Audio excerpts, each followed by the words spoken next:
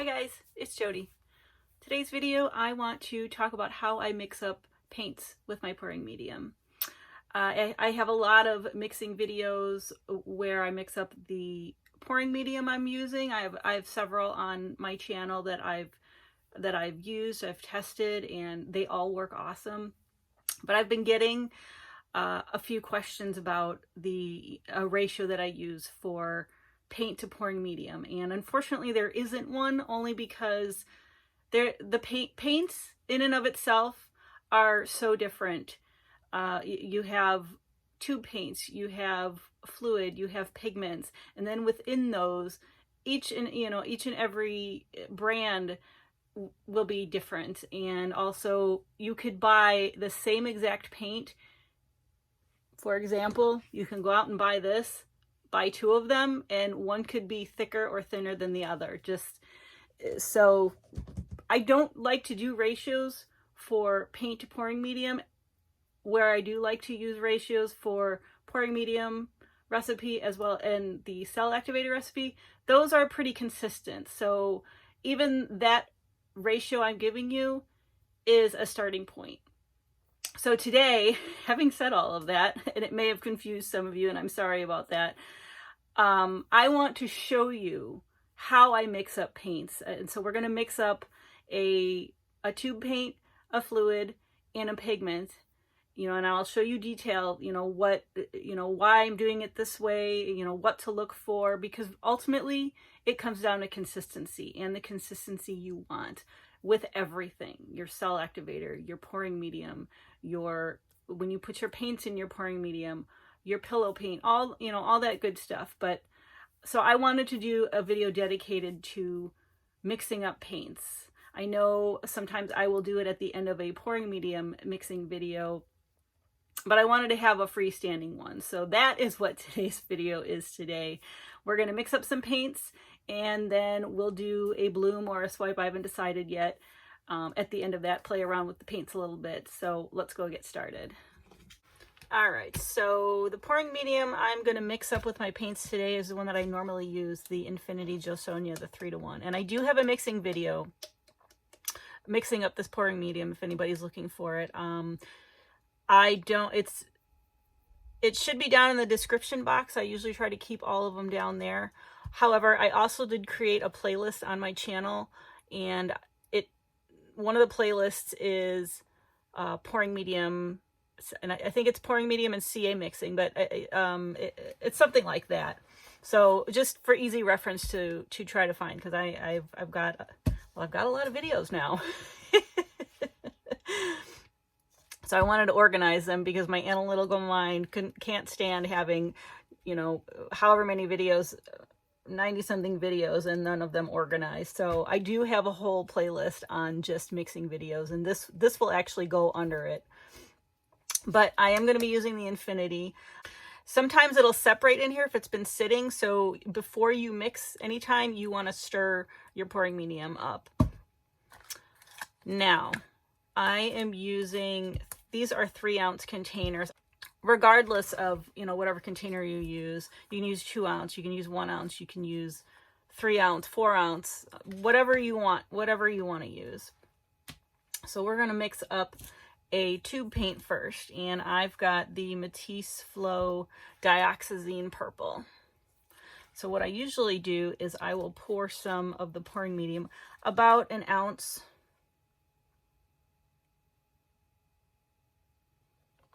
Or if you want to make 2 ounces, you can do that too, but that's roughly about 1 ounce, maybe 1.5 ounces.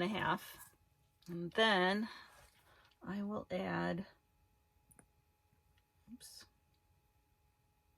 probably about that much of paint. Maybe a little more, maybe a little less.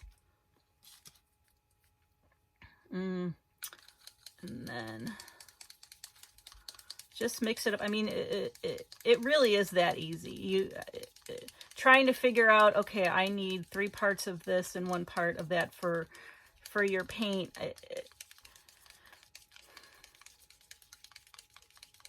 I mean, I suppose you could say the same thing about pouring medium and varnish. Some people actually don't measure. They don't use a ratio. I just find it's easier, especially if you're newer, to have a ratio for pouring mediums. But with paints, it's just a little bit harder. You really just want to look and see. You want to look at the color. You know, if it's a bit paler, then you want to add a little bit more color. If it's gloopy and too thick, you've probably added too much paint and you need to add more pouring medium. But this seems to be mixing up really nice.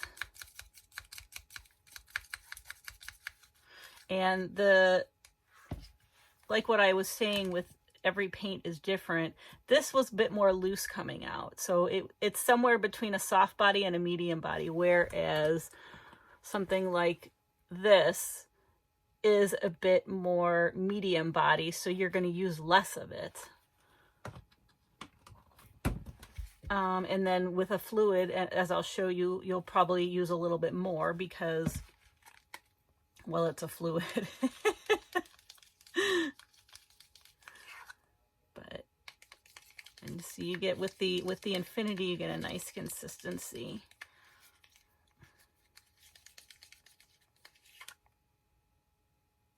You can see it kind of leaves a mound and a trace for maybe like a second and a half, 2 seconds. And that's a really great consistency right there. Now, when you mix up fluids and pigments, it might be, and we'll go through that, you're going to find that your consistencies are going to be different every paint that you mix up. Like right now we're doing the tube, then we're going to do fluid, then we're going to do a pigment. They're all not going to be the exact same because they're all different consistencies. You want to try and get them as close to consistency as you can get. It's not going to be perfect, but that's okay. All right, that one looks really good. So now we will move on to the fluid. And again, I just put about an ounce and a half of pouring medium in whatever container you're going to use. And so this one we're going to mix up golden fluid, the iridescent bright gold.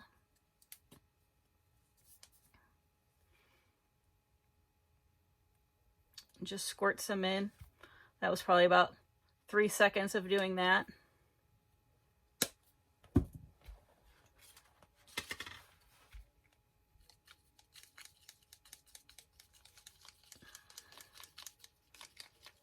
We'll just mix it in really well. You'll see, if you have clear containers, you'll see the pouring medium kind of stuck on the side. I like to just scrape it down just so it all gets incorporated in there.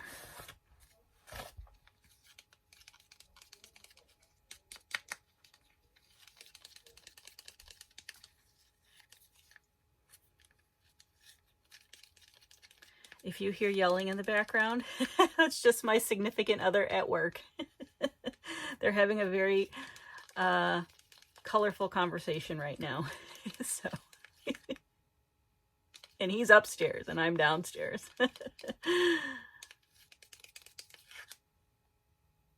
And see that, if you can see, it still leaves a trace, but it is thinner. Let's see if I can do both of these at the same time.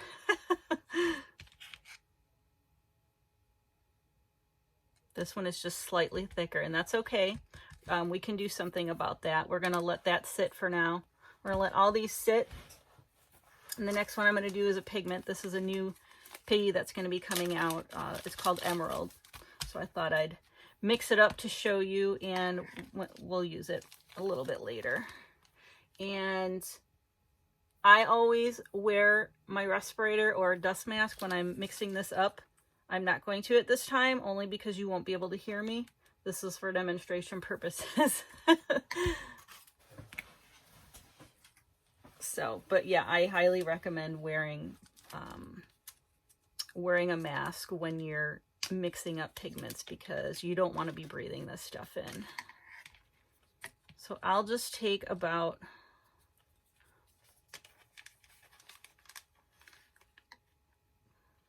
let's not get this all over. I'll tell you the measurement in a minute. It's a rough measurement. That is about a half a teaspoon, anywhere between a quarter and a half a teaspoon of pigment will make about an ounce. Sometimes you can stretch it to 2 ounces. It just depends on the pigment. All right, and then, so I'm gonna take my pouring medium and I'm just gonna cover it. So I'm maybe putting in a tablespoon right now, because the first thing we want to do is wet it. Mixing pigments is a little bit different than mixing paints, and I have a whole video on how I mix up pigments, and I kind of compared them with different pouring mediums. I think that one is number 66 if you want to check it out, but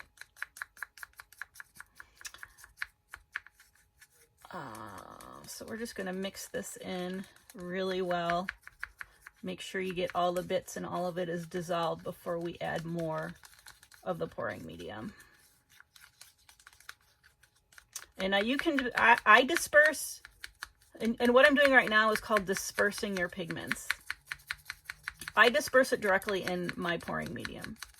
I've never had a problem. I've tried doing it other ways and I didn't really see a difference, so I just stick with this way. Maybe, you know, some of you do it differently and that's totally awesome. You know, it's what works for you. There are other ways to do it. You can, instead of putting in the pouring medium that I just did, you can put in varnish, like the Jo Sonia, you know, disperse it that way first and then put your pouring medium in. It's completely up to you. This is just the way I do it. So that looks pretty good. Take my glasses off so I can see closer a little bit better.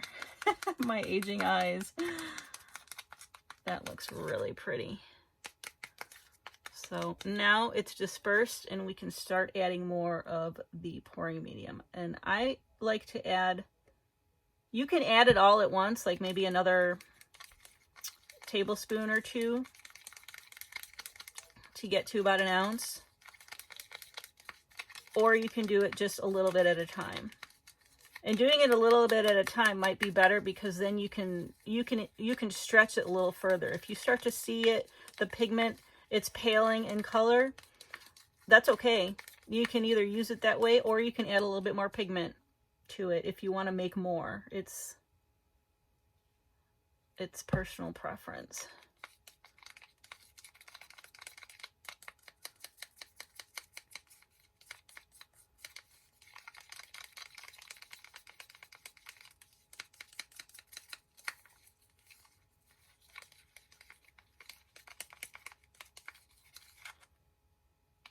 Okay, that looks good.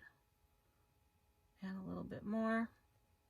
I think if I'd have to guess, I'd say I'm adding maybe a teaspoon or a half a teaspoon more at a time, just to incorporate it fully.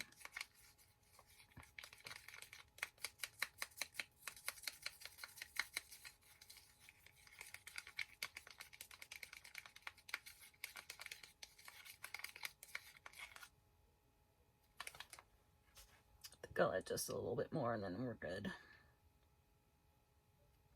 That should be good. Still has a nice rich color to it.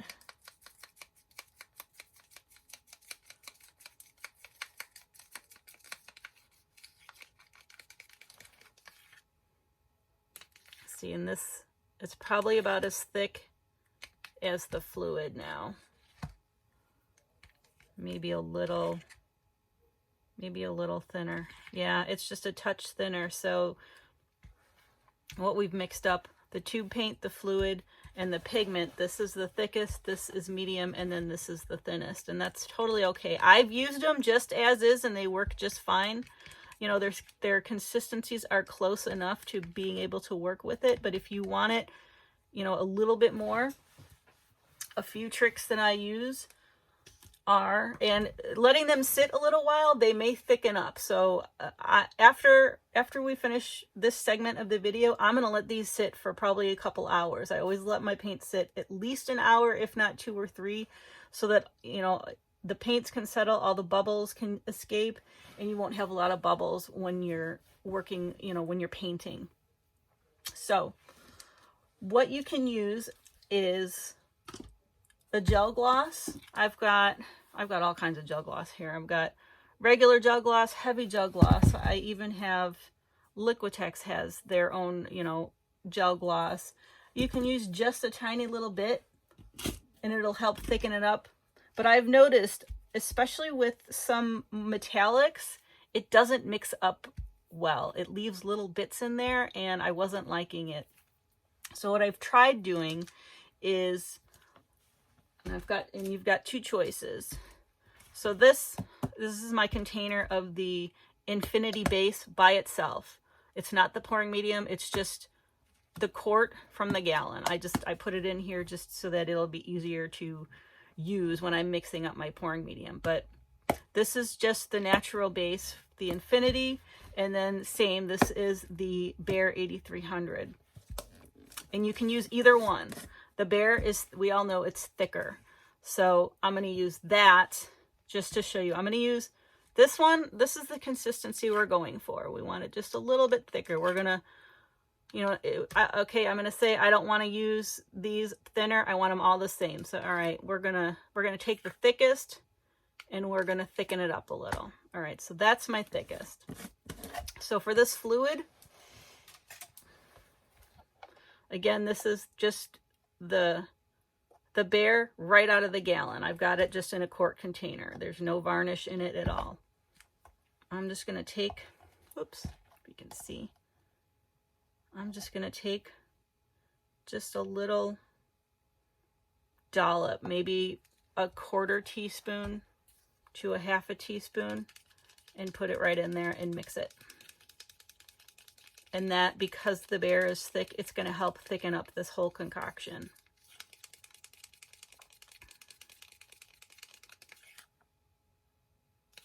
It's already thicker. You can add a little bit more if you want to, or let it sit and see if it thickens up more on its own, which is what I'm going to do. But so there's that one. And then for the pigment, you can use the Behr. You can use strictly the Behr, or if you don't have Behr, you can strictly use the Infinity base. Either one works. You might just need to add a little bit more of the Infinity because it is thinner. But I'm just gonna do the Infinity in the pigment we mixed up just to show you. See, it is thinner than the Behr, but it's still thicker than our mixture. So I'm going to add in just a little dollop, maybe a little bit more, about, you know, 1/4 to a 1/2 teaspoon. Mix it up. And if you're happy with the consistency, great. If you want to add a little more, go ahead. Yeah, seeing that's already thicker, but I'm going to let these sit now, and they may thicken up a little bit more all on their own just from resting. I've noticed letting them sit and rest, they'll thicken up just a touch, and the colors may get, because they're still incorporating, they may get just a touch darker. So that is how I mix up my paints. It's not as scary as it seems without using I don't want to say a tried and true, an exact recipe, because there is no exact recipe.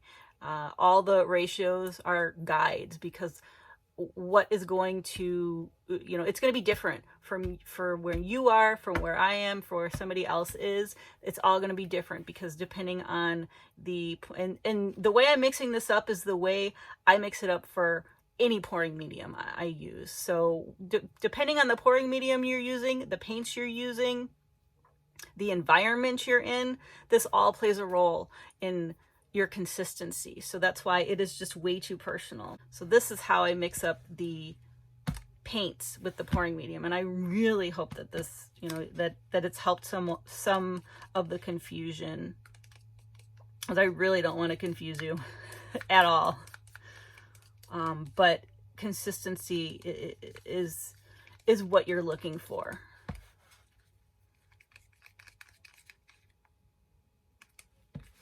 One more thing I want to mention before we get started with painting with the consistencies. So today we mixed up the paints with the Infinity Joe Sonia, and that tends to be a thinner pouring medium base. If you're going to be using Bear or another pouring medium base that's thicker, your ratios are going to be, well, you're not using ratios. How much paint you put in is going to be different. Something like Bear, if you're using Bear alone, I actually don't recommend using tube paints. You'll never get it thin enough for doing this type of technique. And if you do, and I have gotten it, it dries, it cracks. It's cracked every time on me. I couldn't get it to dry without cracking. And maybe some of you have perfected it, and that is awesome. So just keep doing what you're doing. But if you haven't used it yet, I would recommend, if you're going to use Bear, use it with fluid paints, something that just flows out. It will, you know, it will be thinner. So you need to take that into consideration. The pouring medium you're going to be using, the paint base, and then the varnish you're going to be using. That all takes into consideration as well. So I wanted to quickly mention that as far as how much paint you're going to be adding when you're mixing your paints, if that makes sense. Okay, now we're going to go paint. All right, now I'm back. The paints have rested. The bubbles are out of them, and I'm ready to paint. This is an 8x8 deep-sided, the gallery, the ones you get at Michael's, the gallery wrapped deep-sided. Wish me luck. I haven't used a lot of these, but and I did put some pillow paint down because my spinner is dry, so I just put enough on there to kind of adhere with the tape underneath, so it's really not going to go anywhere. But I'm going to cover the sides first with some pillow paint, just so that if I get the drip effect, I'll still have paint on there. I don't mind the drip effect. And when I say drip effect, I mean when you're spinning it out and it kind of drips down the side because it's a deep-sided canvas. I like the effect. You know, some may not, but I do like to ensure that the sides have paint on them, whether it's white or part of the piece. Just something. And I've been slowly practicing with deep-sided. I'm still not as comfortable with the deep-sided canvases, but I like to throw them in just to practice, and they're really not doing any good just sitting there on my shelf. They should be used.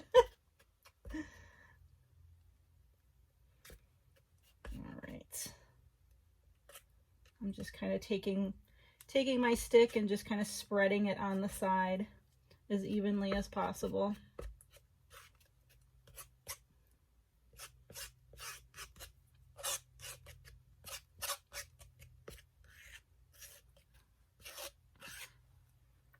A bit of schmeh here.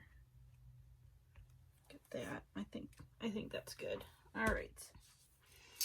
And then I'm just going to put a pile in the middle just for right now. I think that should be good. If I need more, I'll add a little bit more around the sides up here before we spin it out. Just want to get it somewhat around. I don't want it too thick because I tend to put too much paint on. I always have, and that's okay, you know. I mean, you learn as you go, and you learn what works well for you. And every day I learn something new. So the first paint I'm going to lay down is the pigment. If you remember the emerald pigment that we mixed up And I'll show you the consistency. It has a nice consistency to it. It thickened up maybe a hair from sitting, but there really aren't any bubbles in there now. It's been probably about 2 hours. So we're going to put that down first.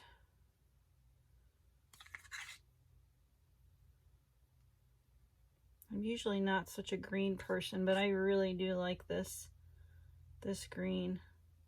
And I love, I'm using purple because I love green and purple together. So we're going to see what happens. All right, I think that's plenty. And then the next color I'm going to put down is again, the golden interference, the bright gold that we mixed up. This was the fluid. And this is the consistency that it is now. Got a hair thicker. And adding the Bear or the Infinity does help to give it a nice consistency if you feel your paints are on the thinner side when they're mixed up with the pouring medium. Yeah, that's good. I don't want to add too much. And finally, the purple. The tube paint we mixed up, which was the Matisse Dioxazine Purple, the Flow. And this one is still, yeah, they're probably relatively just about the same consistency. This is a hair thicker, and I always say hair because it's such a minute amount compared to the other two.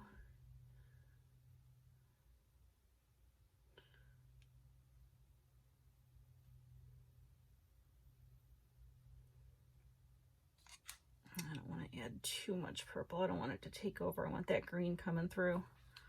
I think that should be good. All right, then the cell activator I'm going to be using. I'm going to just be using Australian Floetrol and Amsterdam paint for today's demo of the paints we mixed up. It was mixed at a ratio of 4:1. And everything, I mean, you were here mixing up the paints with me, but it's all going to be at the beginning of this video per usual, and also down in the description box in case you want to take a snapshot of it as well.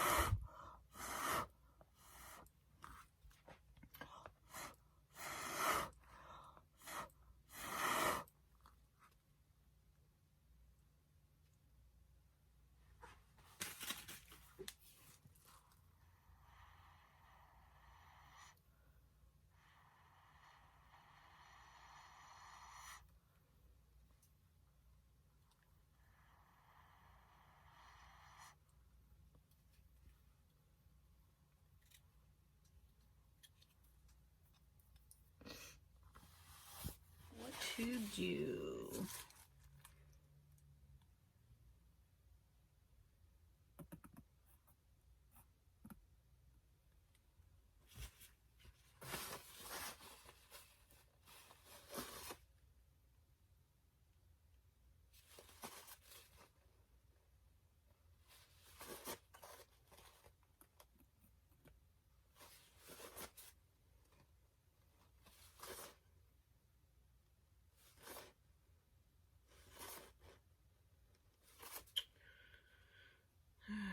Let's see, let's put something through there.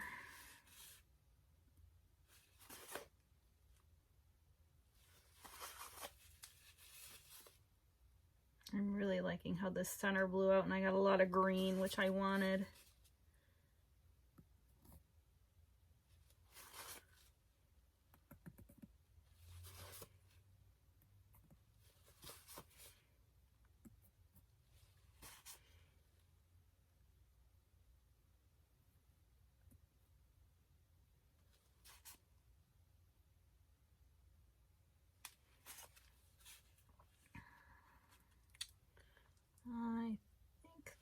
That's pretty good.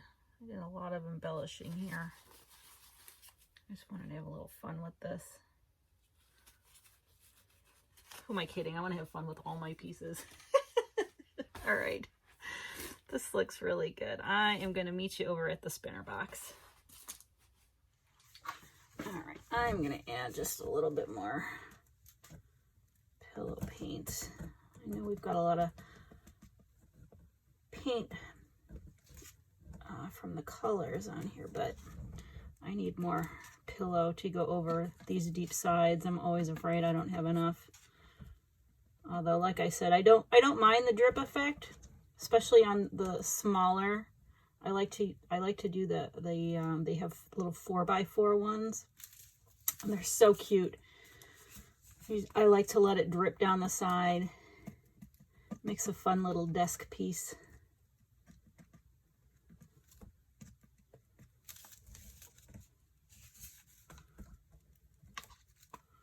All right.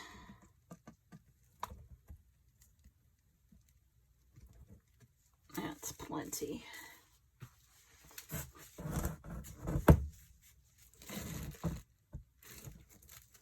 Nicely centered. All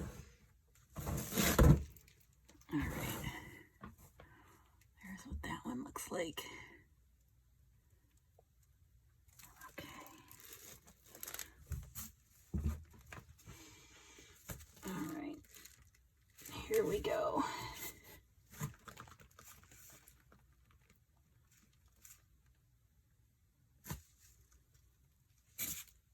Ooh, wow. Oh my gosh. The movement with all the swirls in there, just gorgeous. I gotta get more paint off though. It's always the dilemma. I love it after the first spin, but I gotta get more paint off. Oh, wow. This is just gorgeous. I think we're almost there. It's not moving too much. Oh, look at that green too. Just gorgeous. Oh my gosh, and the cells sticking on the sides.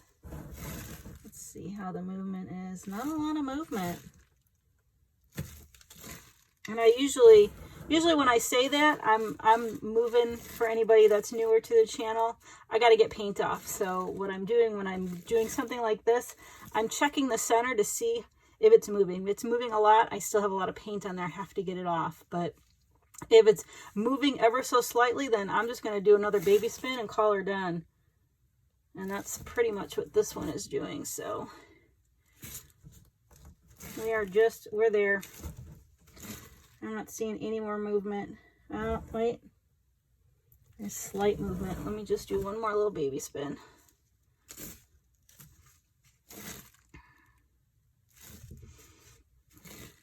Yeah.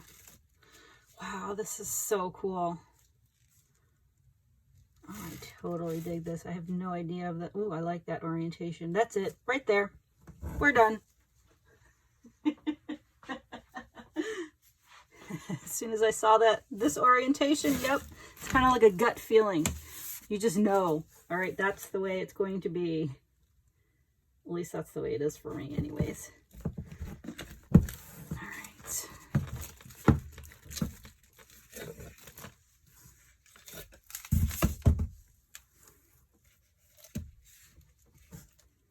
Gotta remember the deep sides. Gosh, that's gorgeous. All right, I'm gonna get cleaned up and I will bring you over for the flyover of this guy. I am super excited for you to see this up close. All right, here is the flyover of this guy. Look at that green in there with the gold and the purple. I had a feeling about this color combo. Just the movement in this piece is just astounding. I mean, the veins I got and the different color veins, it looks really 3D. These are one of my favorite cells right here, those three popping up.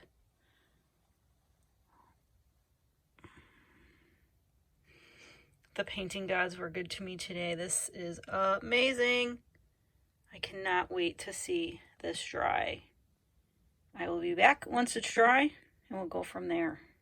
And I'm back to show you the dried results of the piece you saw me do with the colors we mixed up earlier in this video. And it dried absolutely beautifully. There it is as a whole. And you can see the shimmers of that emerald and the gold in there. It's just gorgeous. I mean, it dried exactly how you saw it wet. These are probably some of my favorite right here, is those little swipes, but just all the different types of cells in there. These were my favorite. It's just awesome, and I love the little tiny ones. Those little tiny microcells, they always get me. But it just dried beautifully, even on the sides too. I didn't get any of the drip. I don't have anything here to show you as an example, but usually it's just kind of, you know, little drips, and then you see white in between. But it worked really well. So I am super excited for this one. I am totally gonna resin it. Totally gonna resin it. So before we close today's video, I had a question from one of my subscribers and friends. Hi, Jan. She asked me to touch on the topic of how to set up your pieces when they're drying to avoid the elements, fuzz, hair, dust, all that good stuff. And I'm pretty fortunate in my studio. I don't have to cover them. Drafts are pretty minimal here, but what I would recommend is probably the same for when you're resining. Don't have a fan nearby or any drafts. It'll change the way your piece dries for sure. As far as dust and hair and all that stuff, if you want to cover it, there's a few ways you can cover it. These little collapsible food tents. I'm not going to be able to, but you get the idea. These you can get on Amazon. Usually they come in a set of 4 or 6, but they're really good to put over to let so the dust doesn't get into them. But sometimes if the holes are big enough, little tiny particles might get in. You might want to put a pillowcase or something even over that, but it's still breathable, so it won't inhibit. If your pieces tend to dry faster in your environment, it won't inhibit the drying rate. If you're covering it with a cardboard box, for say, I've had to cover pieces, especially if I'm using bare or a really thick pouring medium. In order to not get it to crack, I have to cover it but it completely doubles, sometimes triples the drying time. However, I mean, it slows it down, but it's a lot more even too. So that's something to consider to keep hair and dust and all that good stuff. Also, I can't reach it. The any size, like a Rubbermaid tub, I use a lot of those for resining. Nothing's getting in there. And again, it's also an enclosed space, so it's gonna inhibit the drying time. If you want to prop up a corner just a little bit to get the airflow in there, I like to do that so it, dries a little bit faster. These are some of the ways that you can prevent dust, hair, fuzzies from getting into your pieces so that they dry well. Also bugs. I had to dig out a ladybug. Unfortunately, I remember a few weeks back, so it'll definitely help with bugs too if you get flies or gnats or anything like that wherever you're painting. One more thing I'll say about how to keep fuzzies and dust and all that good stuff out of your pieces is if you do have a dedicated space, and you probably do this already, and you have a door, I would absolutely close the door and close the windows and make sure that any air duct drafts aren't over your pieces as well, just for just further protection if you aren't covering it in a dedicated space that you have. Or if you don't have a dedicated space, then I would probably definitely cover them and, you know, put them up somewhere if you're able to, where animals can't get to them, get their hair all in them. So I hope that helped answer your question, Jan. And if anybody else has any questions, or, you know, I'm always happy to answer in the comments, or if you want me to touch on a subject in a video, please let me know. And I really hope that this video was helpful for you in how I mix paints. It's really, I mean, it's tough to give a ratio for paints to pouring medium, because they are just, all paints are just so different. And so I hope the visual will help you to, you know, learn about consistencies and how just to mix your paints by eye. So that's all for today's video. Please like, share, and subscribe, and I will see you guys next time. Thanks so much for watching.